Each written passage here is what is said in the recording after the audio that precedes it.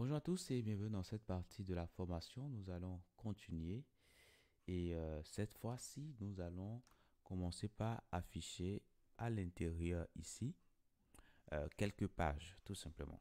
On pourra utiliser une boucle for pour parcourir les items que nous avons dans post.paginator, voilà, point page range. Voilà, tout simplement. Donc, page range qu'on a sur Paginator va nous donner tout simplement la plage de nos pages. Et puis, on pourra parcourir cela. Maintenant, on peut faire comme cela et chaque fois, nous allons juste afficher un élément i. Donc, je peux simplement prendre ceci, je duplique et je ramène ça tout juste ici. Alors je fais bien mon indentation. Voilà, donc ça aussi, j'indente correctement. Le end for, très bien. Donc ça, on ne va pas désactiver. Pas désactiver. Et là, on pourra simplement afficher tout simplement l'item. Voilà, item. Donc si je fais cela, par exemple, je reviens là, j'actualise ici. Vous voyez que je vois bien toutes mes pages. Maintenant, il faut que j'indique ce que je veux faire. Donc lorsqu'on va cliquer sur l'élément, bon déjà ce ne soit pas désactivé, mais lorsqu'on va cliquer là-dessus, alors href, je vais indiquer ce que je veux faire. Donc, je vais rediriger sur la même page et je vais envoyer les informations pour la page. Et là, je vais indiquer l'information que je veux ajouter. Donc, ce sera tout simplement item que j'ai récupéré. OK, voilà. Après, si vous voulez, pour que le nom soit parlant, je vais plutôt mettre page comme ça. Voilà, si je fais comme ça, normalement, voilà, ce sera compréhensible pour tout le monde. Et quand on revient ici, on actualise ici, on voit que tout se passe bien. Donc après, ce que je peux dire, si c'est la page qu'on a ici, c'est la page courante, je peux dire que je veux ajouter active ici. Ça ne fera pas de mal. Donc comment est-ce que je vais y arriver? Bon, je vais juste comparer tout simplement page avec voilà, la page active. Je sais que la page active se trouve dans post number, n'est-ce pas? Donc au niveau de classe ici, je peux ajouter une petite classe là, bêtement. J'ajoute une classe. Et puis, dans la classe, pour l'instant, je pense qu'il y avait déjà une classe, donc je ne vais pas redéfinir. Ça, je retire. Je vais plutôt au niveau d'ici, au niveau de... Alors, il y avait un href. Alors, qu'est-ce que je fais là? Le href, là, je retire. Comme j'ai déjà défini ça, je retire ça, tout simplement. Maintenant, au niveau de classe, ici, selon les cas, je vais ajouter quelque chose. Donc, du coup, je peux rapidement ici vérifier si page, si post number est égal à page. Si c'est le cas, alors je vais simplement afficher active. Je vais ajouter active. Sinon, je fais rien. Sinon, je fais rien, tout simplement. Voilà. Donc, je peux faire les choses comme ça. Donc, si je reviens ici, j'actualise ici. Là, j'ai un petit souci, parce que là, ouais, j'ai un petit souci. Alors, ce que j'aurais dû faire simplement, c'est d'utiliser un if, tout simplement. Je peux utiliser un bloc if directement ici pour ajouter active si je suis dans le cas qui m'intéresse, c'est-à-dire si je suis dans ce cas-là. Parfait. Donc, je vais alors mettre le if. Alors, je pense que le if peut rester sur la même ligne. Donc, je mettrai ici ça. Alors, comme ça. Voilà. J'ai mon if ici. Donc, si cette condition-là est vérifiée, en ce moment-là, je pourrais faire quelque chose. Donc, bien sûr, j'aurai également mon end-if également ici. Très bien. Donc, si cette condition-là est vérifiée, en ce moment-là, je vais ajouter active. Voilà, tout simplement. Je reviens ici, j'actualise ici. Et là, voilà, tout s'est pas bien passé. Je vais inspecter ici. Je suis au niveau de la page 7. Donc, je viens là, au niveau de la page 7. Je vais inspecter. Je viens là, voilà. Au niveau de la page 7, je m'attendais à ce que, à cet élément-là, qu'on lui ajoute tout simplement active. Ce n'est pas le cas. Alors là, je pense peut-être que je ne suis pas au bon endroit parce que là, c'est dans ce for-là qu'on veut faire le travail. C'est dans ce for-là. Donc, je pense que je l'ai fait à un mauvais endroit. Donc, je vais simplement reprendre ça. C'est pas au niveau du nest, hein. Non, pas du tout. Donc, je reprends ça. Et je vais plutôt le faire ici, au niveau de mon élément ici. Donc, je le fais tout juste là. Donc, je reviens là, j'actualise ici. Et là, c'est bon. Vous voyez, on est sur la page 7. Et là, vous voyez que c'est bon. Quand je vais sur 11 ici, vous voyez que là, tout se passe bien. Super. Donc là, c'est bon. On arrive bien à naviguer sans problème. Sauf que moi, j'aimerais pas afficher toutes ces pages-là, hein. C'est pas... Alors, je fais Nest ici, on voit que là, tout se passe bien, mais j'aimerais pas afficher tout. À la limite, je vais afficher la page courante, c'est bien. 2 pages avant, 2 pages après, je pense que c'est bon. OK? Après, il y a les Nest et puis les previews qui peuvent m'aider, hein, à défiler. Donc, je peux alors revoir ce que j'ai fait ici, hein, et améliorer cela. Donc, on pourra alors ajouter une contrainte supplémentaire ici. Donc, je peux utiliser toujours, hein, mon if. Et la condition sera quoi? Donc, je vais regarder, est-ce que c'est l'élément courant? On sait que l'élément courant, c'est page number. Voilà. Est-ce que c'est l'élément courant? Donc, moi, je veux récupérer, hein, 2 indices avant et 2 indices après. Donc, je vais vérifier, est-ce que l'indice que j'ai, c'est dans la plage que je souhaite, c'est-à-dire, imaginez que la page courante, c'est 3, par exemple. Donc, je vais vouloir récupérer, par exemple, 1 et 2. Et après, je vais vouloir récupérer également 4 et 6, hein, 4 et 5, si c'est possible, bien sûr. OK? Voilà. Donc, voilà ce que moi, je veux récupérer. Donc, ce que je vais faire, alors, ici, je peux mettre ma condition là. Et là, je vais simplement regarder si. Donc, si page est compris entre 1 et 5. Alors, comment est-ce que j'obtiens 1? Là, je peux mettre ici inférieur ou égal. Comment est-ce que j'obtiens 1? Bah, il faut que je retire tout simplement 2 à 3. Vous êtes d'accord avec moi? Donc, 3, je connais sa valeur. 3 qui est la page courante, je connais sa valeur, c'est post number. Voilà. Donc, je peux lui ajouter tout simplement 2.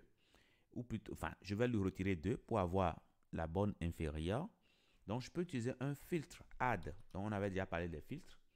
Le filtre add permet d'ajouter quelque chose. Donc, on pourra indiquer tout simplement. Donc, je mettais moins 2. Donc, ça va retirer 2 à la page courante. Très bien. Donc, en faisant cela, ça me donne la bonne inférieure. Et puis, la bonne supérieure, maintenant, je vais également l'indiquer. Donc, je peux simplement prendre ça. Et là, j'aurai inférieur ou égal comme ceci. Tout simplement. Vous voyez comment je vais faire les choses, hein? Voilà, tout simplement. Donc là, je peux simplement mettre 2 et c'est tout. Donc, cela étant fait, je peux maintenant ramener ceci à l'intérieur sans problème. Comme ça, il ne va plus tout nous afficher, mais il va juste nous afficher 2 éléments avant, 2 éléments après. Sauf que là, il y a un petit souci. Là, je peux retirer ça. Voilà. Donc, je réactualise ici, hein. Et là, alors, qu'est-ce qui se passe? J'actualise. Là, il y a un petit souci. Post number, on retire 2. Et ça, voilà. Donc, ça, je pense que c'est notre condition qui n'arrive pas à accepter. Donc, du coup, on va le faire autrement. Donc, bien vrai, il faut que la page soit supérieure ou égale à ça.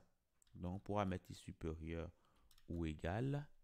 Donc, ça, c'est bon. Et il faut que ça soit inférieur ou égal à ceci. Donc, on va utiliser alors ici le « et ». Donc, attention, on n'est plus en Python. Donc, c'est en Python que la notation que j'ai tout à l'heure allait fonctionner. Donc, il faut que ces 2 conditions-là soient vérifiées. Donc, je peux revenir là, j'actualise ici et là, on voit que ça se passe bien. Voilà, super. Donc, on peut aller sur la page 8, etc. Vous voyez, donc là, on arrive bien à défiler. Très bien. Et là, en haut ici, vous voyez que la page, ça change bien. Voilà. Donc, si je mets par exemple page 1 ici, normalement, bon, là, c'est 11, mais je mets 1. Normalement, ça doit me ramener sur la première page. Très bien. Je peux aller sur la page 2. Voilà, page 3, 5, etc. Donc là, c'est bien. Mais tout ce travail qu'on a fait ici, là, bah, si demain on a besoin de ça ailleurs, bah, on sera obligé de refaire tout ce boulot-là. Vous voyez que c'est un boulot qui prend quand même un peu de temps, de réflexion également. L'idéal, c'est de l'encapsuler dans un fichier qu'on pourra simplement appeler à chaque fois qu'on a besoin d'afficher la pagination. Donc, je vais alors rapidement au niveau de template ici, au niveau de bloc, je vais créer par exemple un dossier qui va s'appeler components. Voilà. Donc là, je vais simplement créer des composants réutilisables. Et au nombre de ces composants, je peux créer par exemple paginator, hein, si je veux. Paginator.html. Voilà, tout simplement. Ce paginator.html, bah, je peux simplement prendre le contenu que j'ai ici. Hein. Je prends tout simplement la partie pagination que j'ai là. Donc, je peux couper tout ça. Je coupe ça et je ramène ici au niveau de paginator.html. Parfait. Et puis, les endroits où j'ai post, je fais CTRL F et je vais tout changer. Hein. Je vais tout changer. Je vais tout changer par data. Data. Voilà, tout simplement. Donc, je viens là pour tout changer. Très bien. Maintenant que c'est fait, ça veut dire que désormais, quand je suis au niveau d'un template, j'ai besoin de faire la pagination. Je peux simplement inclure ce fichier-là. Donc, je peux utiliser ici include. Donc là, je mets ici include. Voilà, include. Et là, je dois mettre le nom de mon template. Comme le template n'est pas au même emplacement que le fichier dans lequel je suis, là, je suis dans index, je suis à la racine là. Sauf que pour accéder à paginator, il faut aller dans components. Donc, je vais indiquer qu'il faut aller dans components. Components. Voilà. Qu'il faut prendre le fichier paginator. Paginator.html. Voilà, tout simplement. Après, je vais lui donner les paramètres. Donc, je peux mettre ici with. Attendez, with. Pour dire avec. Et là, je vais lui donner le paramètre data qui est attendu. Data qui sera simplement égal au post que j'ai. Tout simplement. Donc là, c'est bon. Donc, si je reviens ici, j'actualise ici. Là, j'ai un petit souci parce que ça me dit qu'il y a un problème. Là, je reviens là. Alors, je devais indiquer blog d'abord. Voilà, sinon il ne va pas le retrouver. J'actualise ici et là, voit que tout se passe bien. Je peux faire nest ici. Donc, ce qui veut dire que si demain, je veux encore afficher ma pagination en bas de ma page, bah, je peux, alors là, je l'ai ici, mais je peux également le mettre totalement en bas ici, par exemple. Alors ça, j'ai plus à afficher ça. Hein. Je peux retirer. Et donc, après l'affichage de mes posts, je peux également avoir la pagination ici, tout simplement. Donc, je peux actualiser ici. J'actualise. Et là, en bas, vous voyez que j'ai aussi la pagination. Je vais sur la page 10. Vous voyez que là, je suis bien sur la page 10. Je descends. Vous voyez, je vois encore la pagination sans être obligé de dupliquer du code. Donc, si un jour le comportement de paginator va changer, j'ai juste à le faire à un seul endroit, c'est-à-dire au niveau de component ici. Et là, ça sera répercuté sur toutes les pages qui utilisent cette pagination-là. Parfait. Donc là, c'est bon. Après, on aimerait que le menu reste fixe. Hein, donc, notre souhait, c'est pas que le menu bouge comme ça tout le temps. C'est pas cool.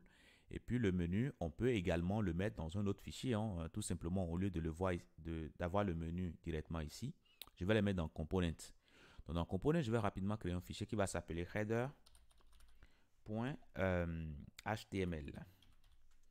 Ce header.html, on va mettre dedans tout simplement ce nav qu'on a ici. Donc, je prends ça et je vais le mettre juste ici, tout simplement.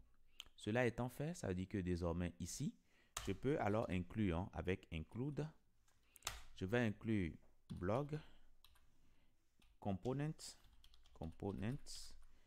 je vais inclure header.html. Voilà. Pour l'instant, si on actualise, normalement, tout doit se passer correctement. Maintenant, au niveau de notre template ici, on pourra revoir tout simplement notre barre de menu. On veut que ça soit fixe. Donc, sticky top. Voilà, vous dit que lorsque la page va se défiler, ben, on ne veut pas que le menu devienne à un moment donné invisible. Donc ça, c'est bien. La couleur du test qu'on a dedans, nous pouvons directement ajouter ici data bstem dac. Et normalement, voilà, le test sera comme ceci. Donc là, c'est bien. On clique sur en savoir plus et là, on voit bien cette page qui s'affiche correctement. Je vous dis merci d'avoir suivi cette partie et à tout de suite dans la prochaine.